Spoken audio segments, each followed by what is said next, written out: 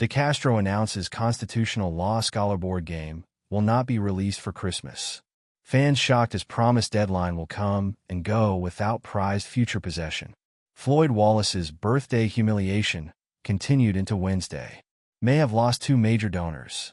Manuel Mata was convicted of interference. Fort Worth police officer who arrested Carolina in Fort Worth fired. The angry vet lashes out at cancer directee. DeCastro LVMPD lawsuit remains active despite rumors otherwise. Plus, Craig Hendry brings in major donations as he revealed his sentencing.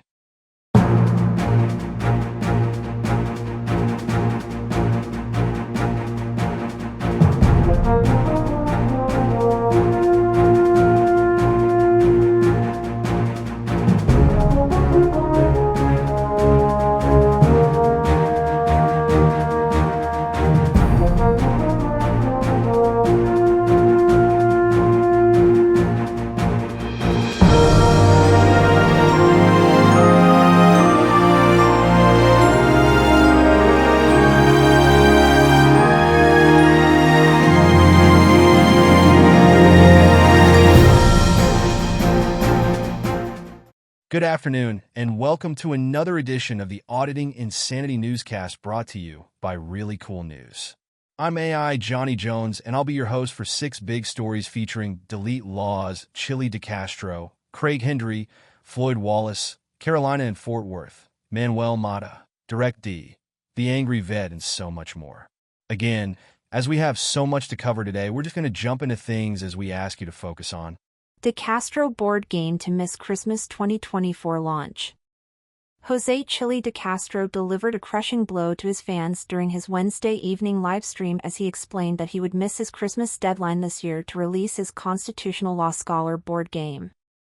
The original concept of the Constitutional Law Scholar classes that eventually morphed into the idea of DeCastro producing a wall board game was a great white whale of sorts for DeCastro loyalists, with DeCastro constantly missing self-announced deadlines to teach the class and now to produce the game for several years now. DeCastro's original announcement of a Christmas release, along with his original claims that the board game would be finished in time to be in big box stores in time for that Christmas release, were scoffed at as even his true believers did not believe his claims. While initially blaming the delay in his board game's release on his incarceration earlier this year, DeCastro has also stated that the jailing was the best thing to happen to him as he was able to use the time away from the world to help develop the game. Graphically describing at one point creating game tokens out of spit and toilet paper as he put an initial copy of the game together. DeCastro gave some hope to his fans as he claimed that the game will be released a little after Christmas and that he would soon be taking pre-orders for the game. The YouTuber had previously announced that the game would be modular, with each module being sold at the $25 price point. It is unclear if DeCastro will honor that pledge. Fans were also shocked when DeCastro apparently admitted that his First Amendment Auditor rebrand was no longer happening as he would be keeping his main Delete Laws channel on YouTube. First Amendment Auditor was part of a series of failed rebrands DeCastro embarked on during late October and mid-November before he briefly lost his main Delete Laws channel due to an alleged bombing involving graphic male-based adult material. The brief loss of his channel apparently reminded DeCastro of how much money his main channel brings in each month and resulted in his recommitment to it as his other channels do not make enough revenue for a permanent departure from his Delete Laws branding. DeCastro's Wednesday night livestream otherwise focused on DeCastro's apparent ongoing obsession with body cavity searches. He spent most of the stream arguing with ChatGPT over the legality of body cavity searches and bemoaning the Supreme Court's decision not to review the practice. The YouTuber is expected to live stream again later today and has promised that he will be holding daily cop-watching events in Las Vegas next week as he visits his family for the Christmas holiday.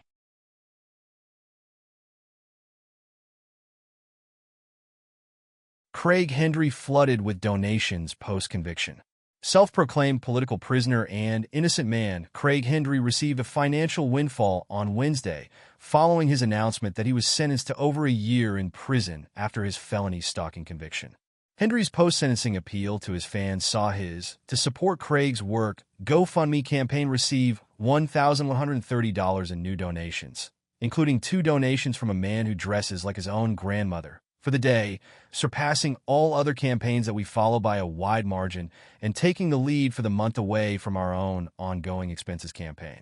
His campaign, which wasn't originally set to handle donations for Craig's appeal, is unique as it's getting donations while the campaign that Henry set up to handle the appeal, support Craig's fight against injustice, has gone 23 days without a donation. The difference between the 2 campaigns comes as the To Support Craig's Work fund has been featured in all of Henry's recent post-conviction addresses and on Jose Chili de Castro's live streams, while the other has not. Liberty Trolls Support the Fight for Our Constitutional Rights campaign came in second for the day with a $50 donation, followed by the Angry Vets Boost Scars Mission for Veterans and Citizens campaign that came in with $20. No other campaigns received donations for Wednesday. Journalism is not free. Both ReallyCoolSite.org's daily newspaper and our daily newscasts are funded by your continuing donations and what we make from our YouTube AdSense revenue each month. If you'd like to contribute to help us keep the lights on, eating, keeping the cats fed, and writing new stories to feature on both the newspaper and newscast each day, we do have a GoFundMe set up at the address on screen right now. If you can't afford to contribute, please watch the advertisements on our videos, like, share, subscribe, and comment. You can help by doing next to nothing, and we thank you in advance for pitching in.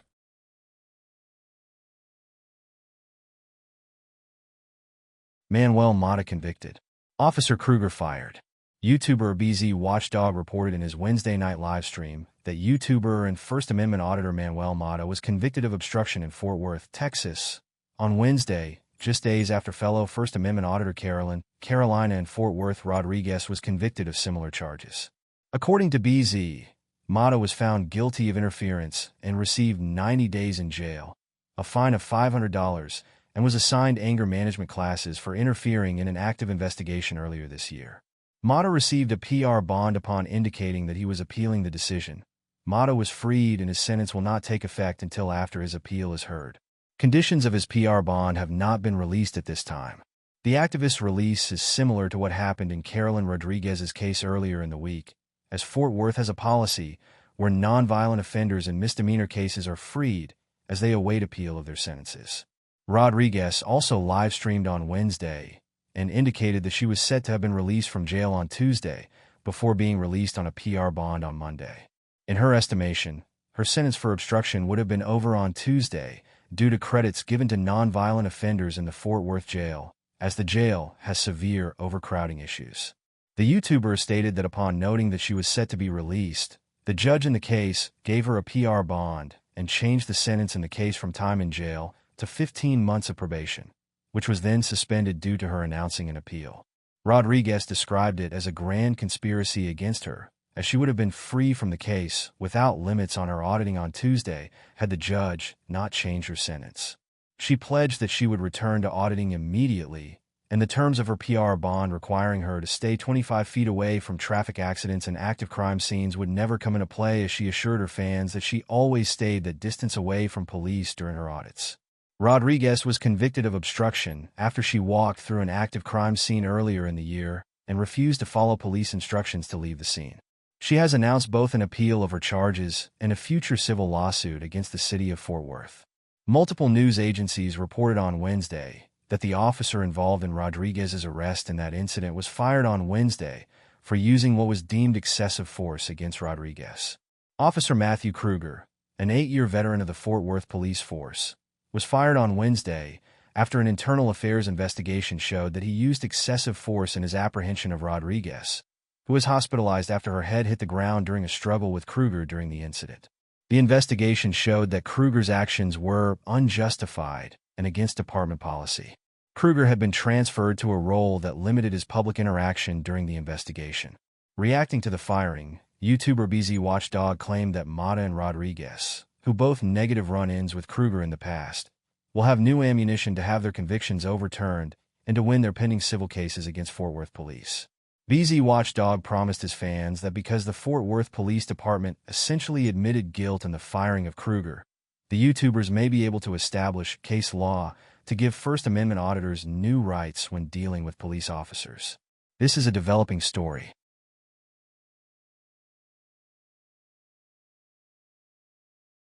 DeCastro LVMPD lawsuit was not thrown out.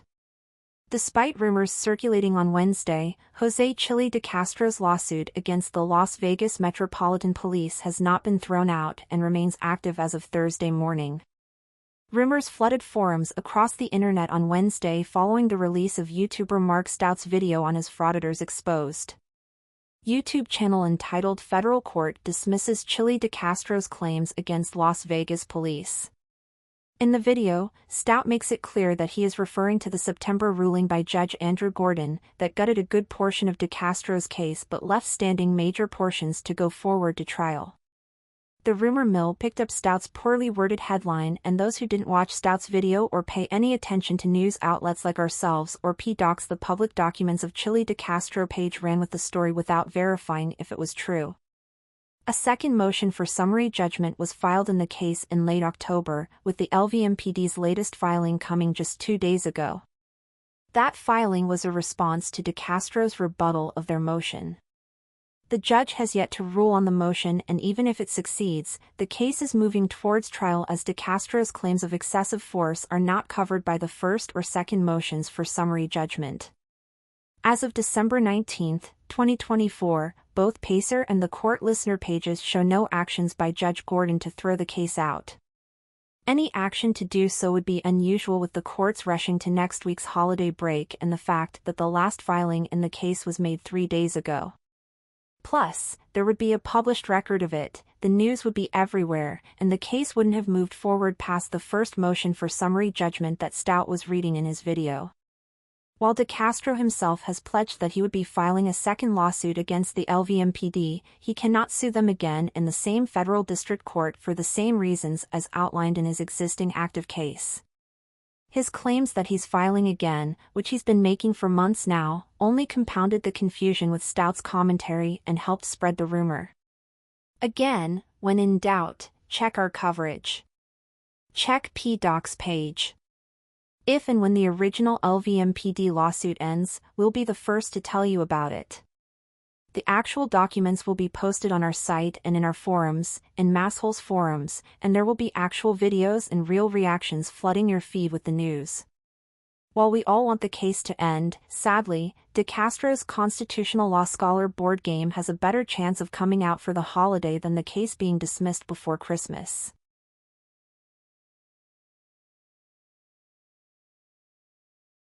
The angry vet lashes out at cancer in 1A community. Veteran and YouTuber Kevin, the angry vet, Soper live-streamed on Wednesday to address what he called a growing cancer in the First Amendment auditing community, while questioning his own mental health during the holidays. Soper is involved in an ongoing shooting war with fellow First Amendment auditor Christopher Direct D. Ruff, who has been focused on exposing Soper's the Servicemen and Citizens for American Rights Society, SCAR's, nonprofit group is fraudulent, as it has not been registered with the Internal Revenue Service.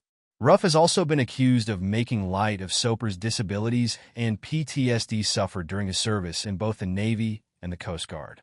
While not directly stating Ruff's name, Soper lashed out on the live stream about a cancer that has questioned his PTSD and allegedly revealed the nature of his PTSD and mental health issues.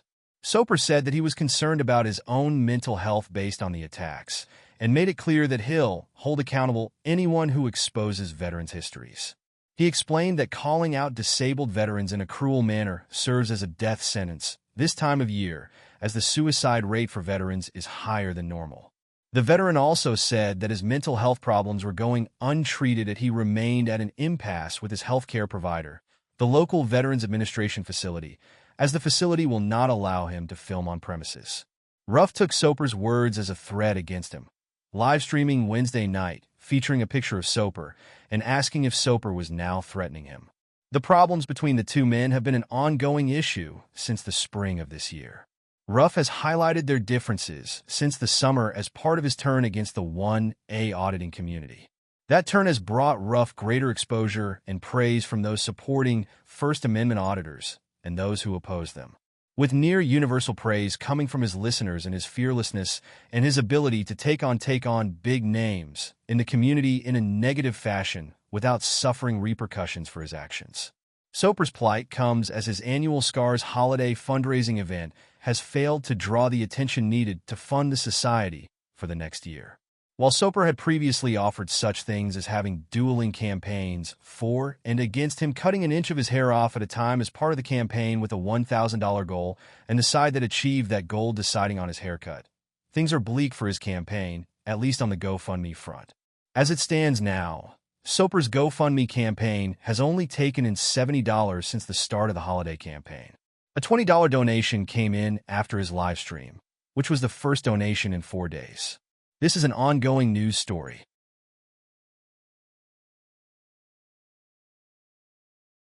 Floyd Wallace suffers more humiliation as birthday ends. YouTuber Floyd Wallace's 29th birthday celebration ended in chaos Tuesday night as he live-streamed while waiting for a date to arrive who promised him intimate gratification without required payment. The date was on Wallace's mind as he passed the time waiting for her arrival by opening up a birthday panel, following a day where he rage quit and deleted 2 previous birthday-themed live streams due to what he called abuse from his listeners. His third live stream opened with Wallace making his usual off-color statements and revelations. Among them, he stated that he would rather self-pleasure on a regular basis than date a Black American woman, though he could be persuaded to try to date a Black American woman should his viewers pay him to do so. Wallace then got a viewer to bribe him to open a panel, which was open to all without Wallace's standard $10 to $30 charge for each panelist to appear in his presence. While the first few guests were complimentary to Wallace, he met more than his match when a female listener named Zed confronted him about his past lies. Zed demanded to know what happened to the supposed $20,000 he made off of his YouTube empire. He said he made for 1 month of YouTube revenue last year. She wanted to know if the rumors were true that he paid Austin Holloman to be involved in Holloman's Brazil trip, and if that was what the money was spent on. Wallace admitted that he exaggerated the $20,000 figure and claimed that he approached that amount for a single month in 2023 under very special circumstances. He said that since he was immediately shadow banned by YouTube, he has fallen on hard times and that he makes about $2,000 from his main YouTube channel each month. He denied paying Holloman to attend Holloman's trip to Brazil, but admitted spending money on food for Holloman and Holloman's other guests, and then blowing the rest of that money on stupid things. Wallace had previously admitted that he used to tell dates that he made $20,000 a month as a lie to get them to have intimate encounters with him. He claims he has stopped using the line, as he's been living in poverty since the shadow ban by YouTube. The YouTuber suffered a serious blow to his finances on Tuesday and into Wednesday, as he allowed other panelists to insult and degrade frequent financial contributor Social Owner. Social Owner responded by saying he was cutting off all funding to Wallace, which, if it stands, would be a devastating blow to Wallace's attempts to finance future sex tourism campaigns.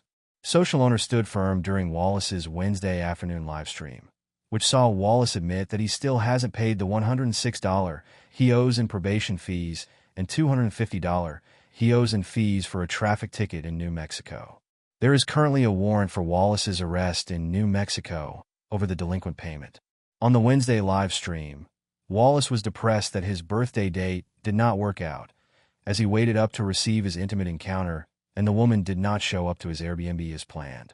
Wallace attempted to raise $100 for trip to Bogota, Colombia, but had no donations by the end of the show as both Social Owner and frequent contributor Snow Travels refused to help Wallace achieve his goals.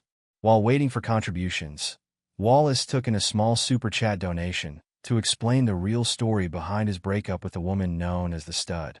Wallace, in a new version of the story, said that the Stud stole between 60,000 and 80,000 pesos, between $13.68 to $18.24 in United States currency, from him when he gave her money to give to one of her friends in need. After stating that the friend never received the money, Wallace went on to say that he gave the Stud $1,200 over the past year for her services as a driver, cook, maid, and intimate encounter partner. He then rated her intimate body parts and commented on her hygiene. Wallace brought the second live stream to an end after he demanded payment from his fans to learn Spanish.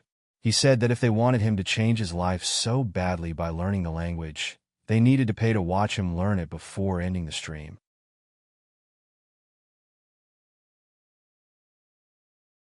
And we're back. How about dem apples? We can't guarantee that tomorrow's newscast will be as exciting as this one was. However, we can guarantee that both our live stream tonight and tomorrow will be exciting, as tonight we complain about general things, but tomorrow, NCR gets his revenge on all of the cast members of the live stream for attempting to pick future wives for him while watching videos featuring inebriated individuals. Our nightly live streams are held on this channel at 8 p.m. Eastern, 7 p.m. where it counts, 6 p.m. Mountain, and 5 p.m. on the West Coast most Monday through Saturday nights. While we'll be offering limited shows next week for the holidays, we cordially invite you to both tonight and tomorrow night streams for a lot of fun with friends and family. Until then, I'm AI Johnny Jones, and this has been the Auditing Insanity Newscast. Stay safe, and the strife you save may be your own.